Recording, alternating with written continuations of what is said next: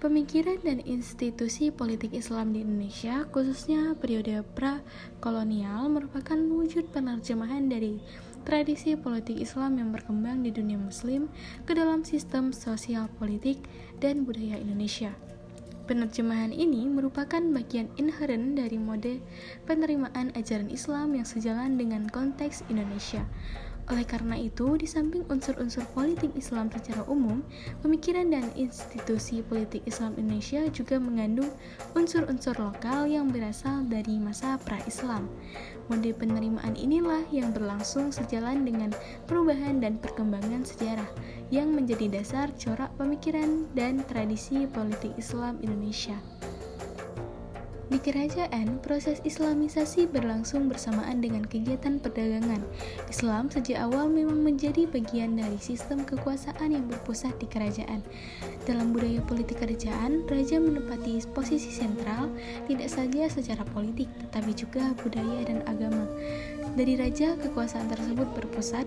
Oleh raja, keberadaan rakyat sepenuhnya ditentukan, dan akhirnya kehadiran raja di singgasana adalah eksistensi sebuah kerajaan. Dalam konteks demikian itulah pemikiran dan institusi politik Islam di Indonesia berkembang, meskipun dalam derajat yang beragam. Sebagaimana akan dijelaskan nanti, tradisi politik Islam Indonesia dirumuskan dalam kerangka budaya politik berorientasi raja.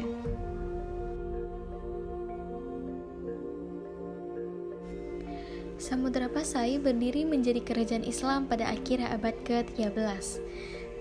Ini berdasarkan pada batu nisan Malikus Saleh, Raja Muslim pertama yang berangkat tahun 1297, dan diperkuat dengan cerita yang terdapat dalam hikayat Raja-Raja Pasai yang menyatakan bahwa Malikus Saleh adalah raja pertama. Hal yang sama pun juga berlaku dalam pembentukan Kesultanan Malaka pada abad ke-14. Malaka didirikan oleh Parameswara diperkirakan pada tahun 1403. Sejak itulah Kesultanan Malaka dinyatakan berdiri, dan Parameswara memimpin kesultanan tersebut sampai ia meninggal dunia dan digantikan oleh putranya Iskandar Shah. Malaka pada masa Sultan Iskandar Shah berkembang menjadi salah satu kesultanan penting di Nusantara Melayu. Malaka semakin menarik bagi para pedagang untuk berkunjung dan melakukan transaksi dagang di sana. Hal yang paling penting untuk dijelaskan di sini adalah pertumbuhan Kesultanan Malaka memperlihatkan pola perkembangan yang sama dengan Samudra Pasai. Proses pembentukan kesultanan berlangsung sejalan dengan Islamisasi yang disertai perkembangan ekonomi kesultanan tersebut. Dapat disimpulkan bahwa konversi Raja Malaka ke Islam terjadi pada masa paling krusial dalam proses awal pembentukan kerajaan. Pada periode ini pula, upaya konsolidasi politik memang merupakan perhatian utama Raja-Raja Malaka. Dalam hal ini, mereka berusaha memberikan jaminan keamanan bagi pedagang maritim di wilayah kerajaannya sebagai sumber ekonomi utama. Pada abad ke-13, periode kemunculan Samudra Pasai sebagai negara Islam dikenal sebagai masa peralihan dalam sejarah perdagangan maritim di Nusantara Melayu, atau umumnya di Asia Tenggara. Setelah memegang hegemoni politik dan ekonomi selama sekitar 3 abad di wilayah pantai utara Sumatera dan Selat Melaka, Sriwijaya kemudian ditaklukkan. Kerajaan Chola pada awal abad ke-9, jatuhnya Malaka selanjutnya membawa implikasi kuat pada kemunculan pola perdagangan baru tersebut. Pola perdagangan baru yang melibatkan beberapa wilayah pantai utara Pulau Sumatera muncul menggantikan pola lama yang berpusat di belahan selatan kepulauan tersebut. Munculnya pola perdagangan baru ini berawal dengan jatuhnya kerajaan Hindu-Buddha Sriwijaya di bagian selatan Sumatera, Palembang, dan Jambi. Samudra Pasai mengalami proses Islamisasi yang intensif, sejalan dengan akumulasi kekuasaan politik dan ekonomi yang mengalahkan pusat-pusat perdagangan lain di pantai utara Sumatera. Dalam perdagangan jarak jauh, perjalanan dan interaksi perdagangan tidak bisa dilihat semata-mata dalam istilah ekonomi, tetapi juga menjadi bagian penting dalam proses pembentukan politik dan budaya masyarakat.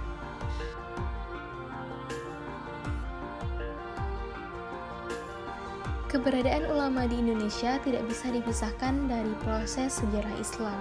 Ulama bisa disebut paling berjasa dalam memperkenalkan Islam di masyarakat Nusantara Melayu. Upaya para ulama dalam proses Islamisasi ini awalnya disandang sejalan dengan perannya sebagai pedagang. Begitupun di Malaka. Raja Malaka pertama masuk Islam atas nasihat para ulama yang sudah lama menetap di kota dagang Malaka. Para ulama seperti halnya di Samudra Pasai banyak berdatangan ke Malaka seiring dengan perkembangan wilayah tersebut menjadi pusat perdagangan di kawasan Nusantara Melayu. Hal yang paling penting untuk dicatat di sini adalah fakta bahwa sejak abad ke-16 Islam di Nusantara Melayu telah mengalami perkembangan sangat berarti. Kita melihat berdiri dan berkembangnya pusat-pusat kekuasaan Islam yang kemudian menjadi basis bagi perkembangan intelektual dan budaya Muslim di Nusantara Melayu. Nah, berikut ini merupakan ulama Melayu Nusantara yang terkemuka pada sekitar abad ke-16 sampai abad ke-18. Di Kesultanan Aceh, ulama menempati posisi formal dengan sejumlah kewenangan yang diatur pihak kesultanan. Salah satu kedudukan politik ulama di Aceh adalah jabatan kadi yang bertanggung jawab dalam pelaksanaan hukum Islam. Penting dicatat bahwa jabatan kadi di Aceh lebih merupakan jabatan Ketua Mahkamah Agung yang memberi landasan hukum bagi proses pengambilan keputusan oleh hakim berdasarkan ajaran Islam.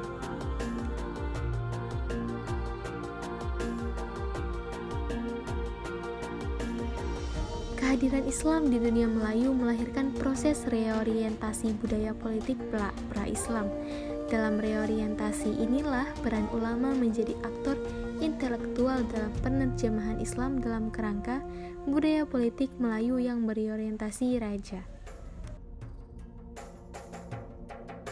Kisah Iskandar Zulkarnain dalam Hikayat Iskandar Zulkarnain memiliki makna politik sangat penting dalam rangka memberi legitimasi politik untuk raja-raja Melayu yang didasarkan pada tradisi Islam. Walaupun Islam telah menjadi bagian penting bagi masyarakat Melayu, pada saat itu, ruang bagi keberlangsungan unsur-unsur pra-Islam tetap dipertahankan karena pertimbangan kondisi sosial politik masyarakat Melayu yang masih terikat pada tradisi pra-Islam. Genealogi raja-raja Melayu diciptakan sebagai salah satu sumber legitimasi kekuasaan politik para penguasa kerajaan yang didasarkan pada tradisi keagamaan atau legenda-legenda berbasis agama yang tersebar di masyarakat. Daulat, konsep kekuasaan raja. Dunia Melayu menjerumuskan raja dalam daulat yang diadopsi dari tradisi politik Islam. Daulat di dunia Islam mengacu pada eksistensi kekuasaan suatu negara. Dalam daulat, kekuasaan raja berkuasa secara sah di kerajaan dan raja merupakan pemegang seluruh inisiatif politik yang tidak terbebas dari perbuatan tidak setia oleh rakyat dan elit kerajaan. Raja dan rakyat. Klaim bahwa para raja Muslim Asia Tenggara adalah keturunan tokoh legendaris merupakan sebagian dari pemberian landasan dan legitimasi kekuasaan politik kepada mereka bahwa mereka merupakan pelanjut kekuasaan supralokal yang besar dan agung. Selaras dengan konsepsi politik Sunni, raja Muslim di Asia Tenggara mempunyai otoritas politik mutlak yang tidak tergoyahkan. Dalam Babat Tanah Jawi digambarkan bahwa apabila orang beran menentang rajanya, nasib malang akan menimpanya karena raja adalah warana atau utusan atau wakil Allah Subhanahu wa taala. Raja Jawa dipandang sebagai perantara tunggal antara rakyat dan Tuhan. Karena itu tidak mengherankan kalau segala keputusannya berlaku mutlak. Menurut Sulasah As-Salatin, banyak raja dari kerajaan besar pada masa silam dibinasakan oleh Allah Subhanahu wa taala karena mereka menuruti hawa nafsu setan. Di Jawa, konsep dua permata pada satu cincin menggambarkan hubungan yang tak terpisahkan antara raja dan rakyat. Raja diwakili sesotya atau batu permata, sedangkan rakyat diwakili embanan atau cincin itu sendiri. Kadi dan upaya pemberlakuan syariah Islam. Lebih dari sekedar mendorong proses islamisasi, Kadi di kerajaan-kerajaan Nusantara Melayu juga berkembang menjadi lembaga untuk pemberlakuan syariat Islam. Upaya penerapan hukum-hukum Islam sebenarnya bisa dilacak pada beberapa teks klasik yang berisi aturan-aturan hukum yang berlaku. Berdasarkan catatan Bealio, pengembara Prancis, terdapat dua lembaga hukum yang berlaku di Kesultanan Aceh, yaitu yang pertama, peradilan yang mengurusi masalah keagamaan, dan yang kedua, peradilan yang mengurusi masalah kemasyarakatan. Di Kesultanan Banten, Kadi memiliki peran politik yang penting. Kadi Kero menjadi penentu dalam pembuat kebijakan politik penting di kerajaan dalam menentukan raja yang harus berkuasa. Kadi juga bertanggung jawab dalam seluruh administrasi kerajaan ketika raja melakukan ekspansi wilayah kekuasaan, di samping dipercaya dalam misi diplomatik. Periode prakolonial merupakan satu tahap penting dalam sejarah Islam Indonesia, meskipun hanya terbatas di wilayah Melayu. Pembahasan di atas menunjukkan bahwa proses ketika Islam terintegrasi sedemikian rupa ke dalam sistem sosial politik dan budaya masyarakat Islam. Aspek paling menonjol dalam periode ini adalah penerjemahan Islam ke dalam budaya politik Melayu yang berorientasi kerajaan.